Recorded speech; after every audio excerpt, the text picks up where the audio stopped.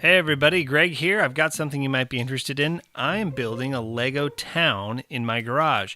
And you're probably more shocked at the fact that there's a video on this YouTube page.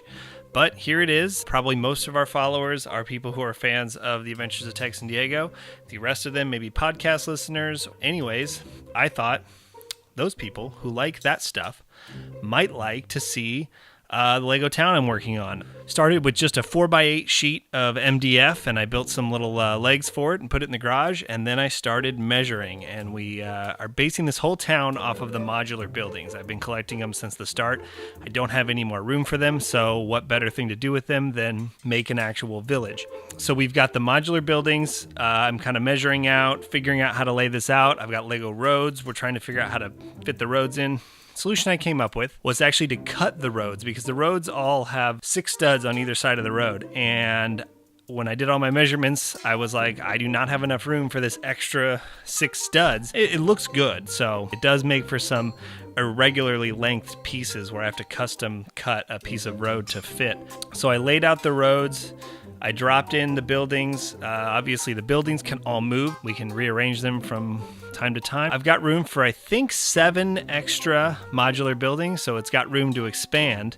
That area, there's an area where there would be potentially 5 of them, and I've got that completely empty.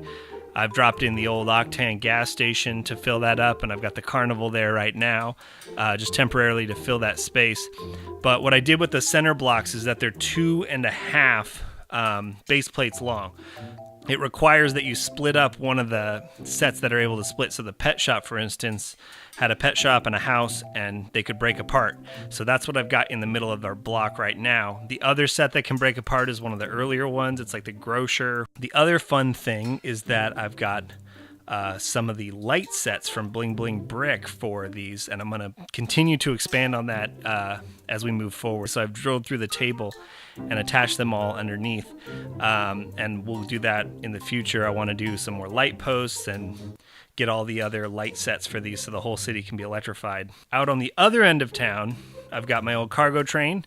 Still works. I did have to order a new engine for it, but other than that, everything's good with the track and all that. Obviously, I have more track than this, but this was about the biggest I could make it fit. It takes up a lot of space, so to have it like go around the town was minimizing the number of modular buildings I could fit, and I really wanted this to have some future expandability built into it. So out here, we're going to have the little train run. There's going to be a tunnel, so the train can disappear entirely into the tunnel and come out the other side.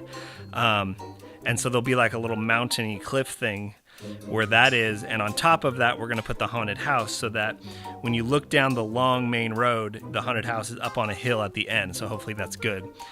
I kind of designed the layout with camera angles in mind of what would look good. Like if you were shooting a camera down the streets, how would it look good? So these short streets all have buildings at the back. What else? Oh, the table doesn't quite fit the number of base plates wide. And when I got to the roads on this end, they overhung, and I didn't want to cut just the studs for no reason. So I think I'll probably end up putting a little runner of 3/4 inch piece of wood around the edge.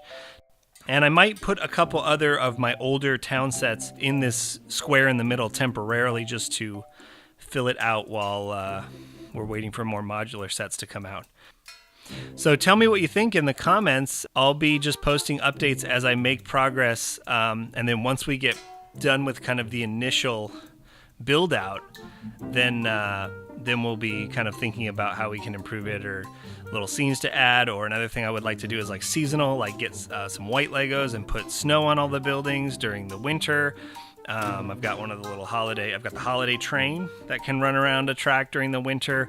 We could even do like a fall sort of theme. So that would be kind of cool to change it throughout the year as it gets built.